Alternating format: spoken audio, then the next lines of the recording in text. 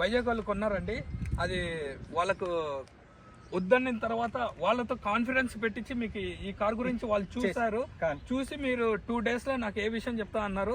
తర్వాత మళ్ళీ 2 days కి ఫోన్ చేసి అవన్నీ చెప్పకూడదు, నేను చెప్తున్నాను, వాళ్ళ ఫ్యామిలీ మెంబర్స్కి ఎవరికో బాగాలేదని హాస్పిటల్లో ఉండి మళ్ళీ తర్వాత 2 days కి కాల్ చేసి నాకు 5,000 అడ్వాన్స్ కొట్టారు.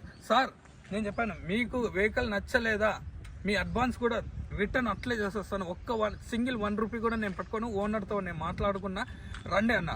సార్కి లైసెన్స్ కూడా జస్ట్ యాక్చువల్గా సార్ వాళ్ళు వెనస్డేనే రావాల్సింది, మొన్ననే నిన్నతో అయిపోవాల్సింది. సార్ కొద్దిగా వర్క్ ఉండి రాలేక బిజీగా అయిపోయి ఈరోజు వచ్చారు, నిన్న బయలుదేరారు. సార్ వచ్చేసి గవర్నమెంట్ టీచర్ అండి, నన్ను నమ్మి కాకినాడ నుంచి వచ్చారు. కాకినాడ వాళ్ళకు ఇది 2వ బండి. సార్ మీ నెంబర్ చెప్పండి, కాకినాడలో వాళ్ళకు మీరు చెప్పండి వెహికల్ ఎలా ఉందో, మీ నెంబర్ కూడా చెప్పండి సార్. నా నెంబర్ డౌట్లు ఎవరికన్నా కావాలంటే మీరు